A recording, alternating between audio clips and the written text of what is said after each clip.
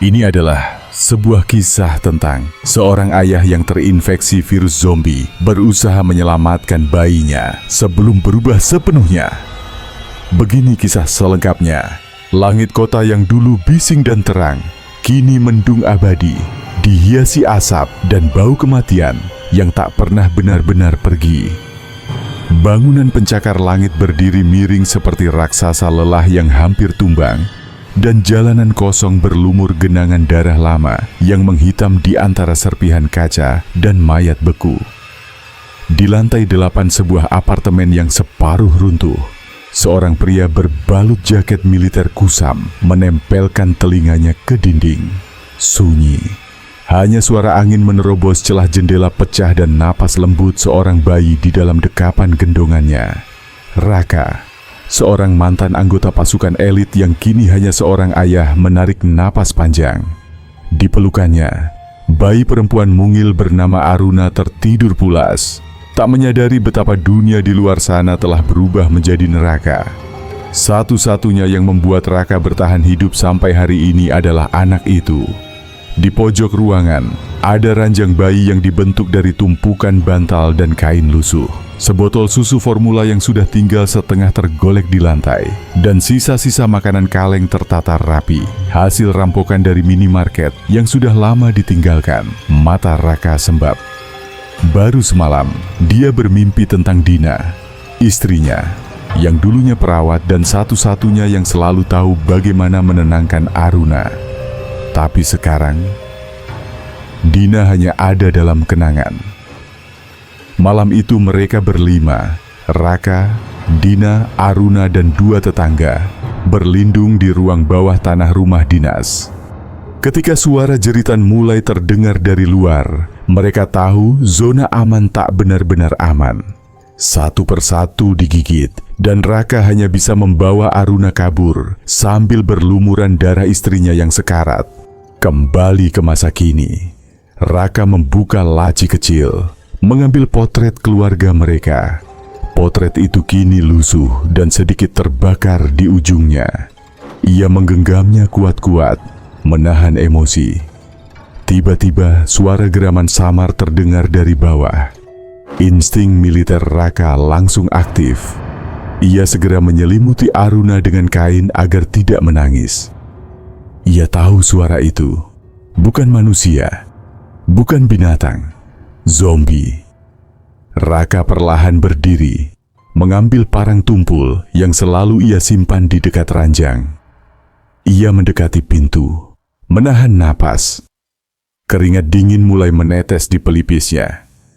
Tapi tak ada yang masuk. Hanya bunyi langkah-langkah berderak, menjauh. Raka kembali ke sisi Aruna. Ia menatap bayi itu lama, lalu berbisik, seolah meyakinkan dirinya sendiri. Ayah akan lindungi kamu, apapun yang terjadi. Kita cuma punya satu sama lain. Pagi datang tanpa cahaya. Langit tetap kelabu. Kota ini tak lagi mengenal matahari. Raka menggulung peta lusuh di atas lantai beton apartemen. Ia mencoret rute-rute yang sudah terlalu berbahaya atau penuh dengan zombie. Hanya ada satu tempat tersisa yang belum ia datangi.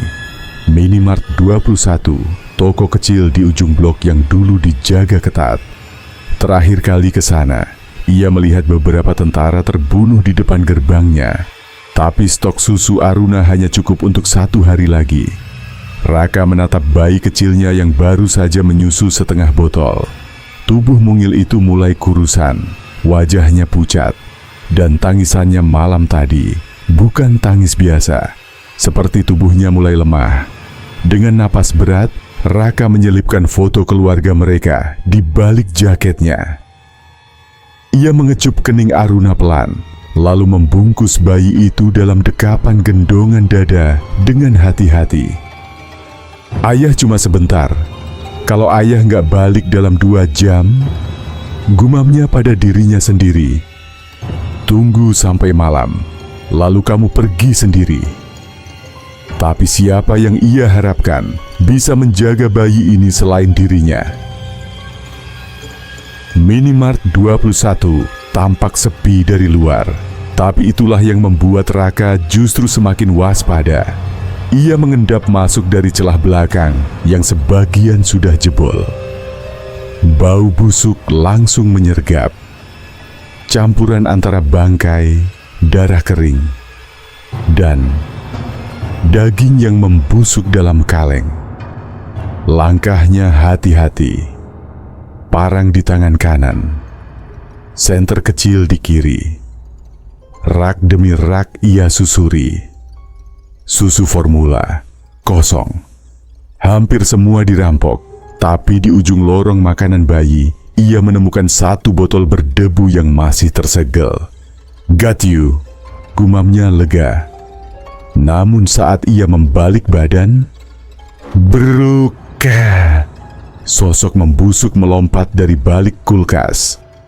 Zombie pria berbaju penjaga toko dengan wajah sebagian terbakar dan bola mata yang menggantung di pipi menyerangnya tanpa suara.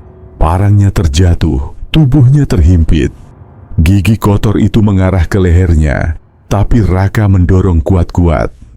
Kakinya menendang dada mayat hidup itu hingga ia bisa meraih pecahan rak kaca dan menghujamkannya ke kepala makhluk itu.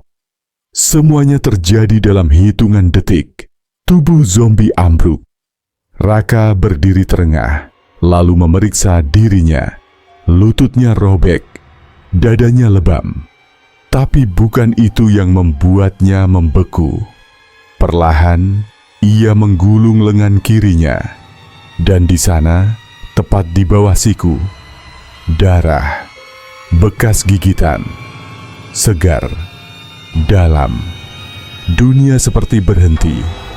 Tangannya gemetar. Ia menatap luka itu tak percaya. Hatinya menolak. Tapi pikirannya tahu persis. Ini akhir. Raka jatuh terduduk. Nafasnya memburu. Bayi Aruna mulai menangis di gendongannya. Suara itu memecah lamunan. Dengan mata berkaca-kaca, ia mendekap Aruna erat. Tangannya mulai bergetar, tapi suaranya tetap lembut saat ia berbisik. "Kita harus cepat pulang, nak. Waktu ayah nggak banyak." Langkah kaki Raka tak lagi setegas kemarin. Setiap gerakan kini diiringi denyut sakit dari lengannya yang mulai membengkak. Luka gigitan itu panas, berdenyut seperti bara yang merambat perlahan ke seluruh tubuh. Ia tahu waktunya tinggal sebentar. 1 jam, 2 jam, atau mungkin setengah hari kalau beruntung. Tapi itu tak penting. Yang penting hanya satu hal, menyelamatkan Aruna. Raka menempelkan botol susu yang ia temukan ke bibir Aruna. Bayi itu minum dengan pelan, masih mengantuk. Raka tersenyum tipis, namun matanya berkaca. Pemandangan langit di balik jendela apartemen mereka kini tak lagi mengintimidasi, tapi menjadi pengingat. Ia harus pergi sekarang. Ia membuka kembali peta kota yang mulai usang. Di pojok kanan bawah, ia mencoret satu titik besar berwarna merah. Zona aman. Shelter 03 yang menurut siaran radio masih menerima pengungsi. Letaknya 15 km dari apartemen ini, melewati kawasan terbuka, jalur bekas pasar, dan reruntuhan gedung pusat pemerintahan. Di sisi lain, virus dalam tubuhnya sudah mulai merusak pikirannya. Kadang, bisikan-bisikan samar terdengar. Wajah-wajah masa lalu melintas di sudut penglihatannya. Dan detak jantung Aruna, kini bisa ia dengar jelas. Seolah berada di dalam dadanya sendiri. Naluri zombinya mulai bangkit. Raka sadar, ini akan menjadi perjalanan terakhir dalam hidupnya. Dan satu-satunya yang harus ia pastikan, Aruna tidak ikut tenggelam bersamanya. Perjalanan dimulai. Ia menuruni tangga darurat dengan cepat. Di gendongan dada, Aruna tenang, seolah merasakan bahwa pelukan ayahnya kini adalah satu-satunya benteng yang tersisa. Di lorong sempit menuju jalan utama, ia bertemu dengan sisa dunia yang masih hidup. Sepasang orang tua yang bersembunyi di bawah meja makan. Seorang bocah laki-laki dengan wajah kosong menatap langit. Dan puluhan zombie yang terdiam, berjalan tanpa arah. Raka menghindari mereka semua. Satu suara, satu langkah salah akan jadi bencana. Namun di tengah perjalanan, ketika melewati jembatan tua yang mulai retak, gejala itu kembali datang. Tangan kirinya kejang, pandangannya mulai buram, dan untuk pertama kalinya, ia ingin menjatuhkan Aruna. Sekilas, hanya sekilas, pikirannya mengatakan, taruh saja bayinya, biar lebih ringan, lebih cepat. Tapi saat menatap wajah mungil itu, suara Dina menggema dalam kepalanya. Kalau aku sudah nggak ada, kamu janji lindungi dia ya. Sampai akhir. Raka memukul dadanya keras-keras, mencoba mengembalikan kendali. Ia mengikat tangannya sendiri dengan tali pengikat dari ransel, lalu memperketat posisi Aruna di dada. Kamu harus kuat, Kak. Kamu harus sadar, jangan jadi monster di depan anakmu sendiri. Raka terus berjalan melewati lorong-lorong kota mati dengan napas berat dan tatapan buram, tapi langkah yang tak pernah mundur. Di kejauhan, dinding besar zona aman mulai terlihat samar di balik kabut. Tapi jalan menuju sana belum tentu bisa ia lalui hidup-hidup, dan waktu terus berdetak. Langit mulai berubah oranye pucat ketika Raka sampai di kawasan pasar lama. Bangunan-bangunan kayu setengah roboh berdiri seperti nisan masa lalu. Kabut menggantung rendah, dan aroma kematian lebih tajam di sini. Setiap langkah terasa berat, bukan hanya karena tubuhnya melemah, tapi juga karena rasa bersalah yang terus menggerogoti pikirannya. Tangannya yang terikat dengan tali sudah mulai membiru, jarinya kaku, kulitnya pucat. Tapi suara Aruna yang sesekali menangis menjadi jangkar kesadarannya. Selama bayi itu masih hidup, ia harus tetap manusia. Tiba-tiba, suara langkah kaki terdengar dari belakang. Seseorang mendekat. Raka langsung berlindung di balik tiang kayu. Nafasnya tertahan. Ia mengintip. Seorang wanita bertubuh kecil, membawa ransel dan tongkat besi di tangan, berjalan cepat sambil mengamati sekeliling. Mira. Nama itu ia dengar dari siaran radio. Seorang perawat yang selamat dan membantu mengantar korban ke zona aman. Seperti sebuah keajaiban, Mira muncul tepat saat semua harapan mulai memudar. Dengan suara parau, Raka memanggil, "Hei, kamu!" Mira sontak mengangkat tongkatnya, siap menyerang. Tapi saat melihat Aruna di gendongan, ia berhenti. "Aku gak butuh pertolongan," ucap Raka pelan. "Tapi dia, anakku. Tolong, bawa dia ke shelter 03. Mira menatap tajam, lalu melihat lengannya. Bekas gigitan itu sudah terlihat membusuk. "Kamu sudah..." Raka mengangguk. "Aku tahu. Aku gak minta obat. Aku minta waktu sampai kita dekat." Mira ragu, tapi saat melihat mata Aruna yang polos, ia menghela napas. "Aku bantu. Tapi kalau kamu mulai kehilangan kendali, aku gak akan ragu." Raka menatapnya dalam. "Aku juga." Perjalanan dua jiwa dan bayi perjalanan dilanjutkan. Kali ini Raka berjalan di belakang, menjaga jarak dari Mira dan Aruna. Dia tahu, dalam dirinya kini ada sesuatu yang sedang bangkit. Suatu naluri buas yang haus, yang setiap detiknya berusaha menelan kasih sayangnya. Tangannya gemetar, mulutnya kering.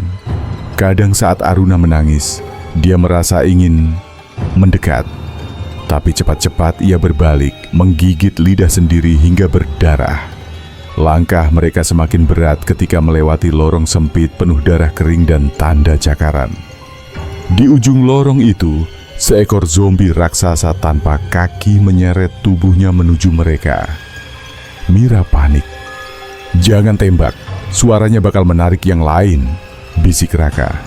"Kalau nggak kita lewati, dia bakal nyeret kita semua." Dalam detik-detik kritis itu, Raka mengangkat kedua tangannya yang terikat. Ia melangkah maju. "Hei, sini lo. Lihat aku." Zombie itu berbalik. Raka tersenyum pahit. "Kalau kamu mau daging, sini, makan aku." Zombie itu menyerang Raka. Mereka bergumul dalam kegelapan lorong. Mira terdiam. Matanya tak berkedip. Tapi Raka berhasil menebas kepala makhluk itu dengan pecahan besi, lalu jatuh bersimbah darah. Tubuhnya makin lemas.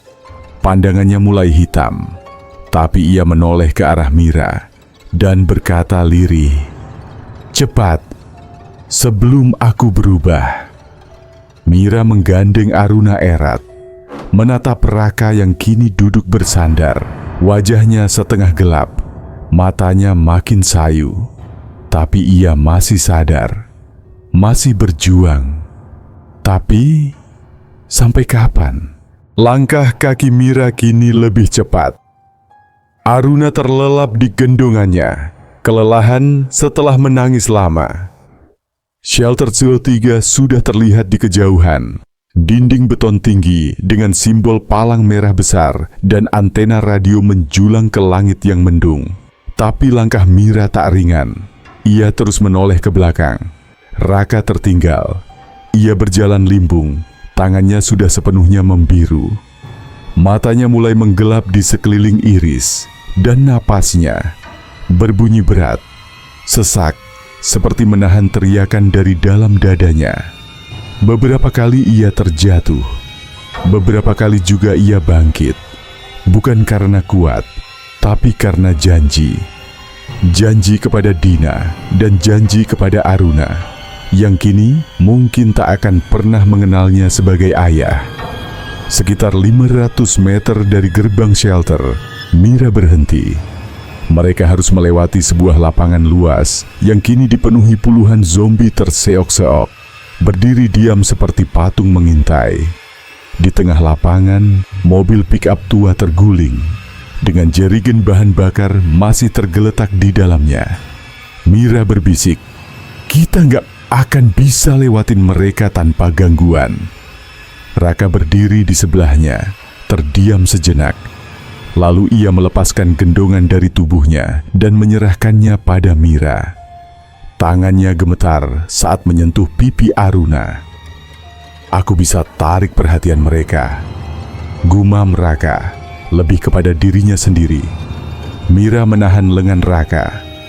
"Tunggu, kamu gak harus kah?" "Harus."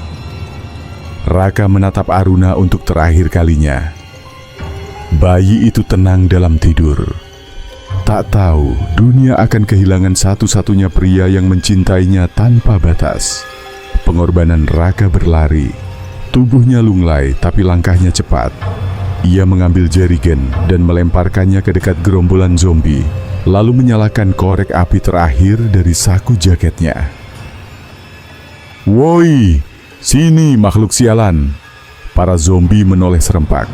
Beberapa mulai berjalan cepat, lalu berlari. Raka menarik napas panjang dan melempar korek. Berum! Ledakan besar mengguncang lapangan. Api menjilat ke langit. Beberapa zombie hangus dan sisanya mengejar arah ledakan. Di sisi lain, Mira berlari secepat mungkin sambil membawa Aruna. Ia tak menoleh. Air matanya mengalir. Ia tahu Raka tidak akan kembali. Mira berhasil mencapai gerbang shelter. Para penjaga segera membuka pagar dan menariknya masuk. Sirene berbunyi. Lampu sorot menyorot langit kelabu. Di pelukannya, Aruna menangis. Tangisan pertama setelah ledakan. di belakang. Hanya suara api yang membakar, dan bayangan terakhir Raka berdiri di tengah kobaran, perlahan tersenyum. Matanya telah berubah sepenuhnya, tapi ia tidak menyerang. Ia hanya berdiri, menjaga, hingga tubuhnya jatuh perlahan dan api menelannya. 5 tahun telah berlalu. Langit di atas shelter Ndokolo 3 kini jauh lebih cerah. Dunia masih belum sepenuhnya pulih, tapi harapan tumbuh perlahan di reruntuhan. Anak-anak berlarian di lapangan. Suara tawa mulai menggantikan jeritan. Dan di antara anak-anak itu, ada seorang gadis kecil dengan rambut hitam ikal dan mata besar. Aruna. Usianya kini 5 tahun. Ia belum tahu banyak tentang dunia sebelum ini, tapi ia tahu satu hal pasti. Setiap orang dewasa yang mengenalnya memandangnya seolah ia adalah keajaiban hidup, dan ia memang begitu. Suatu hari, Mira memanggilnya masuk ke ruang penyimpanan di bawah shelter. Di sana, ada sebuah kotak kayu kecil yang selama ini tak pernah dibuka. "Ini dari ayahmu," kata Mira pelan. Aruna menatap kotak itu dengan bingung. Ia belum tahu apa arti ayah secara penuh, tapi dalam mimpinya, ia sering melihat seorang pria berjaket kusam, menggendongnya, menyanyi dalam nada rendah, lalu menghilang dalam cahaya api. Mira membuka kotak itu dan menyerahkan selembar kertas lusuh. Tulisan tangan goyah, tinta hampir pudar. Tapi setiap hurufnya adalah jejak cinta seorang pria yang melawan kematian untuk satu alasan, putrinya. Isi surat Raka. Untuk Aruna, jika kamu membaca ini, berarti ayah tidak sempat melihatmu tumbuh. Tapi percayalah, tidak ada satu detik pun dalam hidup ayah yang lebih penting daripada saat menggendongmu untuk pertama kali. Ayah bukan orang hebat. Ayah pernah membunuh, pernah berdosa, pernah gagal. Tapi saat kamu datang ke dunia ini, ayah tahu hidup ayah akhirnya punya arti. Saat semua runtuh, saat dunia berubah menjadi kegelapan, kamu adalah satu-satunya cahaya ayah. Jika nanti kamu bertanya kenapa ayah pergi, jangan bersedih, karena ayah tidak pergi. Ayah ada di tiap langkah kakimu, di tiap napasmu, di tiap detak jantung yang kamu dengar saat malam sunyi. Jadilah kuat, jadilah terang di dunia yang masih gelap ini. Dan jika suatu hari kamu melihat langit berwarna merah senja, itu ayah sedang menatapmu dan bangga. Dengan seluruh jiwa yang tersisa, ayah. Aruna memeluk surat itu tanpa sepatah kata pun. Air matanya mengalir, bukan karena sedih, tapi karena jiwanya. Mengerti? Di luar jendela shelter, langit mulai berubah merah. Matahari senja muncul di balik awan. Aruna menatapnya lama, lalu tersenyum kecil. Seolah tahu, di sana ada seseorang yang masih menjaganya. Akhir